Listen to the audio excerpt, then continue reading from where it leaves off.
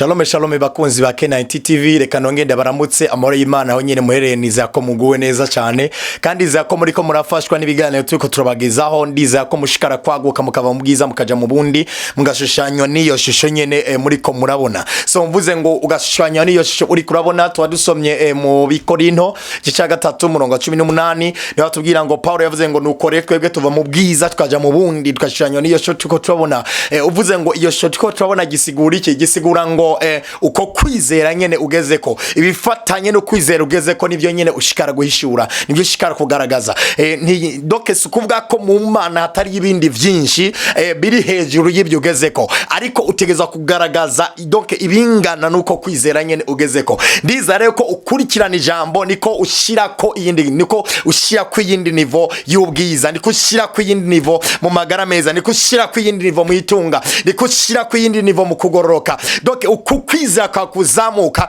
niko nibidasanzwe impande zose bishikara gukoreka rendiza ko iri jambo uri kurakira rikorera kwagura mu madomene yose ko ijambo ry'Imana rishoboye gukora ikintu cyose rishoboye ijambo ry'Imana bwira ngo ijambo ry'Imana ngo ni inkota ifise ubugi imbere n'inyuma ni inkota ikarishe imbere n'inyuma rero gisigura ngo nta kintu na kimwe ritoshya ku rutonde nta kintu na kimwe ritotombereza nigaze kubwira umuntu umwe ati jengeza hano nizera ko ijambo ry'Imana nubwo ufise isura umenga yarahengamye nubwo ufise isura umenga yarakebanye ndizera cyane ko ubyizera yotera rigutumbereza yotera rigushira ku rutonde ugasanga usigaye ugoroye neza umeze na kwera ijambo ry'Imana nta kintu na kimwe ritotunganya doke Yohana yavuze ngo usomye hari ya 3 Yohana 15 yavuze ngo nubu mwebwe maze kwezwa ko bw'ijambo nabwiye gisigura ngo uko umuntu yizera ijambo niko rigenda ritumuri mutunganya niko rigenda rimushira ku rutonde niko rigenda rimwereka icyerekezo cy'inzira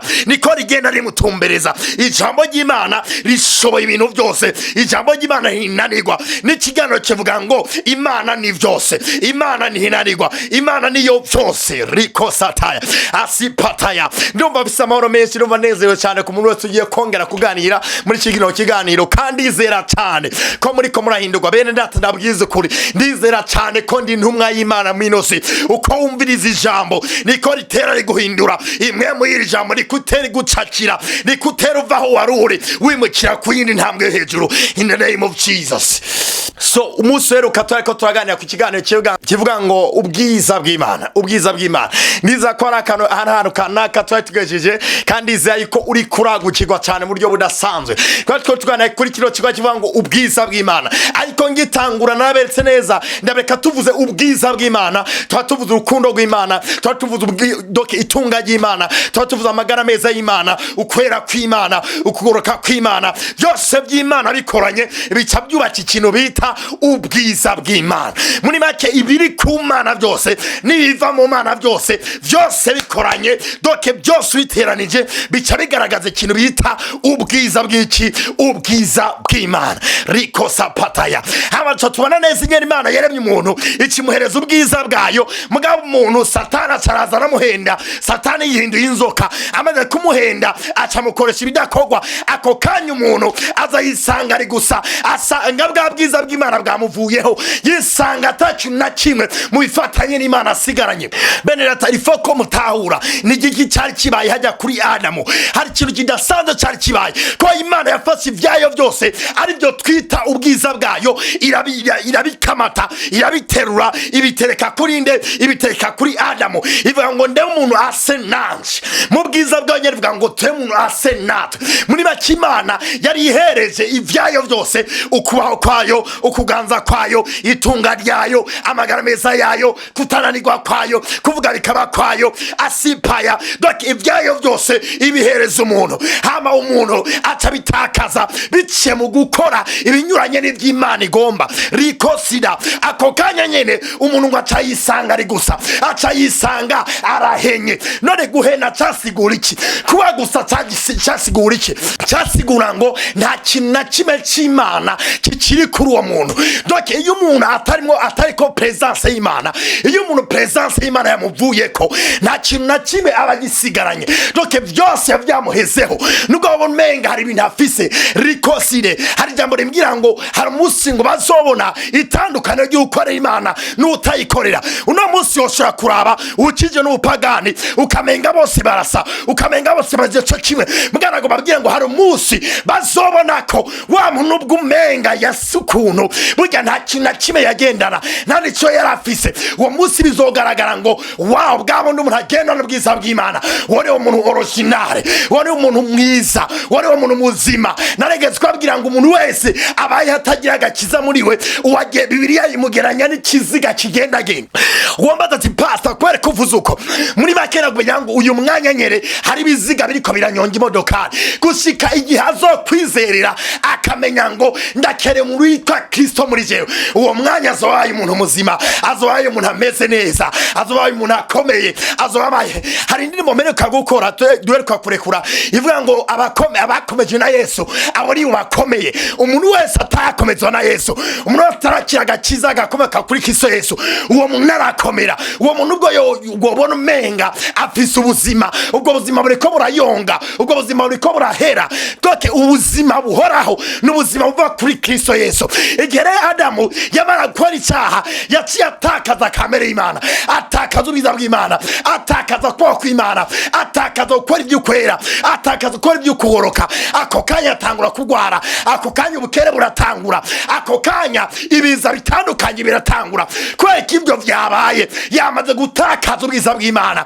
Rimpakozore aho ni ibintu byatangiye kudabanganira. Aramurenshi baratahura batibaza ati none kugira ibintu bihinduke, be kugira ngo umuntu agware, be niko byatanguye, be kugira ngo umuntu akora ibyaha, be niko byatanguye. Siko byatanguye ndugu zangu, siko byamye kuva kera. Imana yemye umuntu basa adakora ibyaha, atagwara, adakena, ataburanirwa. Uwo ni Imana yaremye. Ariko hari ahantu byahereye kugira ngo ibyo byose ubona, ibintu byose ubona byadabanganye kugira ngo bidabangane, hari ahantu byahereye. Hari abantu bagerageza gukemura ikibazo batamaze kumenya mbega isoko y'ikibazo niyihe. Hari abantu bagerageza ati reka turabe ko tutokora ibyaha, mugana manza amenye neza isoko yo gukora ibyaha mbe yatanguriye he, mbe byagenze gute, mbega hari inyungu umuntu yabisizemwo, mbe byagenze gute, byogenda gute kugira ngo umuntu abeho adakora ibyaha, abeho atananirwa, abeho anezereza Imana.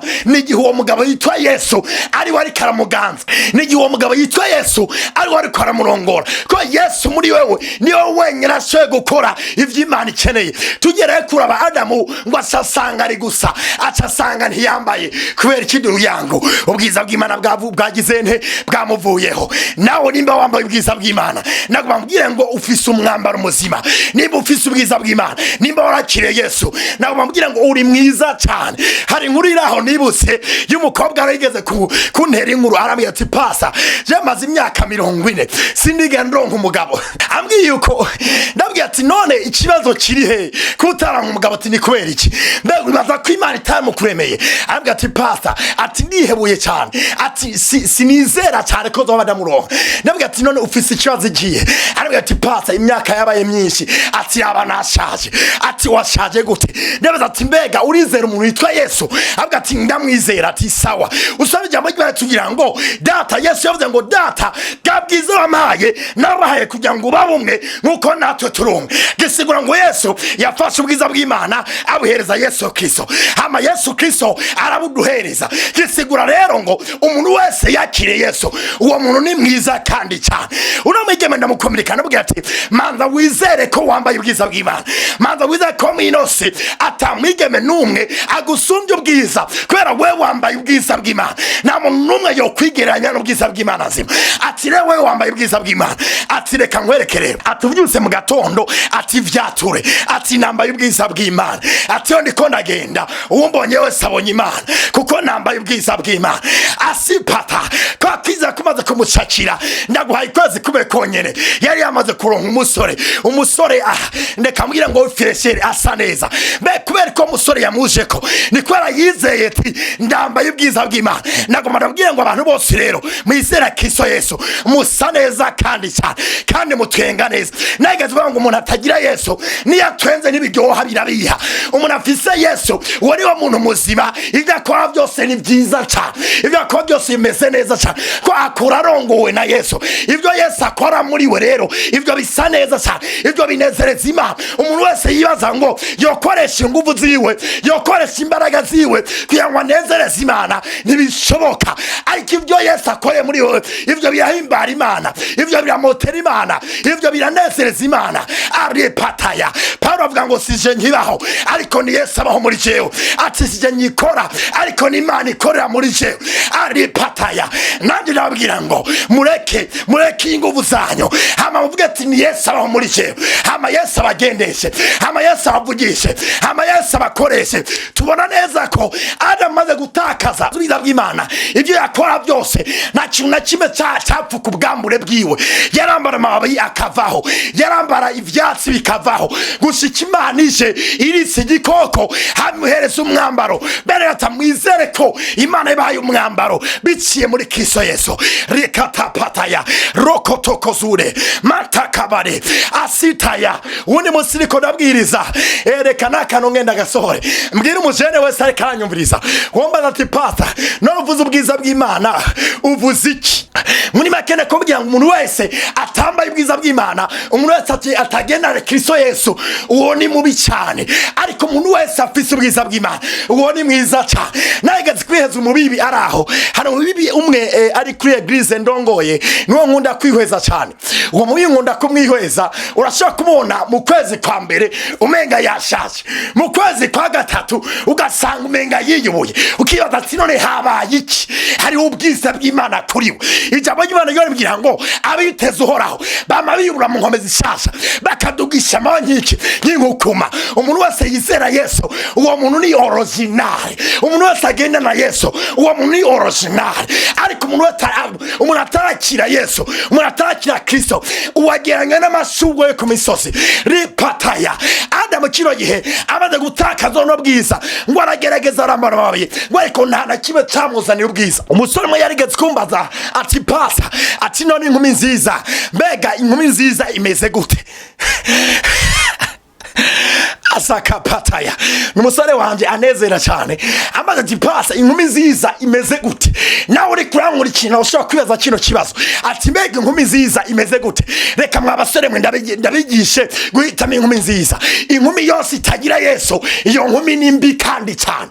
Ariko inkumi yose igenda na Kristo Yesu, ibogaboga mpemu yera, iyo nkumi ni nziza cyane ndugu yangu. Nta nkumi nziza isumba inkumi yambaye ubwiza bwa Kristo Yesu. Ariko inkumi itagira Yesu, iyo nkumi ni mbi ndugu yangu. Rekana nayo iyo nkumi ni mbi. Rakataya. Inkumi nayo mbaza ati pasa none umusore mwiza nawe nuyuhe? Awo ushaka kubwira ati pasa umusore mwiza n'umusore yambara rikagera ku birenge, akaba afise imodokari, akaba afise amafaranga. Uwo musore nta icyo si cyerekana umusore mwiza. Icyerekana umusore mwiza ni umusore abogaboga kakiza, ni umusore abogaboga Kristo Yesu. Uwo musore ni mwiza cyane kubera yambaye ubwiza bw'Imana. Ubwiza bw'Imana nabwo ntibuhera. Uwo musore ameze neza kose. Akwa gatahuye sawa sawa. Reka dusome ijambo ry'Imana. Dusome Yohana igice cy'icumi umurongo w'icumi. Ndasoma izina rya Yesu. Harambwira ngo igisuma ni kizano n'ikindi atari kwiba no kwica no gutikiza. Nande jeho nazawo no kugira ngo zironke ubugingo kandi ngo ziburonke busaguse. Arikatapata. Umwami wanje abivuga neza, avuga igisuma ni kizano n'ikindi atari kwiba no kwica no gutikiza. Ati nande jeho naje kugira ngo intama zironke ubuzima kandi ngo ziburonke bugizene, ziburonke busaguse. Aripata. Namaze kwereka ingene Adamu Imana yamuhaye ubwiza bwayo, hama Adamu Satani araza aramuhenda. Muri make Yesu avuze ngaha, yavuze ngo hari isuma yaje kutwiba. Yaje kutwiba Imana yaduhaye. Muri make Satani Yesu yamugeranije n'iki? Yamugeranije n'isuma yaje kwiba ico umuntu yahawe. Imana yaguhaye, hama Imana iguhaye, Satani araza arakwiba. Satani amaze kutwiba muganda kundi Imana cyane. Satani yaratwivye, Imana nayo irabibona. Imaze kwibona doke dusumya gato tukaraba igihe Imana yaza muri Edeni yaganiye n'inzoka yibwira tumva rero bino ko wabikoze uruvyaro rw'uyu mugore ruzokomena umutwe aripata. Imana yakavuga ati rero kuno muntu wamwivye hari uruvyaro rwiwe ruzoza rukomena umutwe. Imana ishimwe ko Imana yabonye ko abana bayo batwivye, Satani yatwivye, hama ntiyabirekeraho. Iravuga ati sawa rindi yanzogukorerako. Hamusi ugeze Imana irungika Yesu. Hano hantu rero Yesu avuga ngo igisuma nicaza ngo nikinde caje kubiba no kwica no gutikiza. Atariko rero jewe naje kugira ngo muronke ragabane. Yesu yaje kugira ngo ugirene, kugira ngo uronke. Gasubiramo ati Yesu yaraje kugira ngo ndonke. Twashira icyo ukeneye rero. Wombwiye ati pasa hari ikibazo mfise, hari umutwaro mfise, hari ibyo ntabona, hari ingwara mfise, hari amagara meza ntafise, hari ubuzima bwo kwera ntafise, hari ubuzima bwo kugoroka ntafise. Nago mabwira ngo Yesu yavuze ngo igisuma caje kutwiba, mugavuga ngo nanje naje kugira ngo muronke. Hari jambo Yesu yavuze avuga ngo abantu bishore kutamenya. Imana ishimwe ko yaguhuje nanje imaze kunkomera kino message kugira ngo ndakubwire ko Yesu yaraje kugira ngo uronke. Satani ntakubeshe, Yesu yaje kugira ngo ugirene uronke. Ubanda ngendo jambo rivuga ngo kugira ngo uronke ubuzima, uronke ubugingo, kandi uburonke bugize uburonke busagutse. Gusaguka gisigura ngo nta kintu na kimwe kibuzeyo. Rero no musi bukurangiza nagenda nganire namwe ndabwire ngo Yesu yaje kugira ngo uronke ibyo ukeneye byose. Uronke ubugingo, uronke ubuzima, uronke agakiza, uronke amagara meza, uronke mariage nziza, uronke abana beza, uronke ibintu byose. Paulo yavuze ngo tubeho atakintu na kimwe tugize duhajije. Erega mu Mana biriyo, erega data niwe se w'amazahabu, erega data niwe asipaya, ariko byose bihera mu gakiza. Wakiya gakiza izanane ngo nera mjibere bizina cyaye, nera mva mu bwiza hama nkagirane nkaja mu bundi. Womba ati pasa hari ibintu ntarabona, izere ngo muri Yesu biriyo. None kutarabona hakerewe iki? Vyizere, vyature, bivuke ati Yesu yaraje kugira ngo ndonke. Arababa mwimwe munyene ndabafasha umuntu yicaye hano ariko aranyihweza akabagwaye akafise imitwaro kanaka. Ufise umutwaro wo mu rugo rwawe, ufise umutwaro w'ikivyimba mu nda, ufise umutwaro ndumva mwemwe hari ibintu ariko aranyongorera. Ico kibazo cyose ufise ndagomba gufashe mahino jambo. Nimba ugwaye fatana n'impemu y'eno jambo, usome ino jambo nyene nasomye nga hano muri Yohana igice c'10 umurongo w'10. Hamuvuga ati Yesu yaraje kugira ngo ndonke.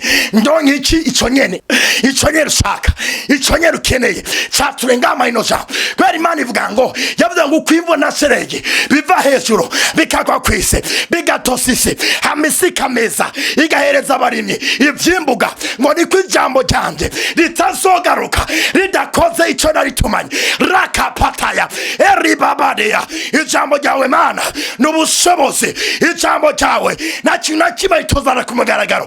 Ijambo ryawe niryo gukiza kanseri, ijambo ryawe rirakiza sida, ijambo ryawe rirakiza ingo zananiranye, ijambo ryawe rirubaka ingo, ijambo ryawe rirasenyura arebabada rokota. Nta muntu umwe ari gusenyura impome z'Yeriko, ariko ijambo ry'Imana zima ryarasenyura ihome.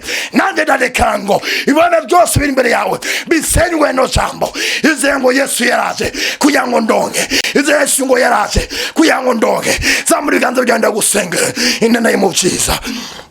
Data mizina Yesu ndagushiwe ko umuntu ayikakurikirana ijambo in the name of Jesus. Ndareka presence yawe kuriwe mizina Yesu. Iri jambo ryawe reka rimuza ari kumugaragaro. Ikiru cyose akeneye asapata agakiza karakuganje, amagara meza arakuganje, itunga rikuzako, akazi kakuzako, uva mugize ukaja mu bundi. We ntunanirwa, we wambaye ubwiza bw'Imana, Imana itananirwa ikubamwo. Na misozi utorengana, nabi umuyaga utokwambuka kubera Imana iri kumwe nawe. Rakataya eribasute matakapata erigosia. Urwo rugo rwa rugenda neza, urugo rwa rugenda neza, ubakana neza n'umubakanye in the name of Jesus. Mariage yawe ukeneye irakuzako, ibidasanzwe birakubako. Asapataya erigadea.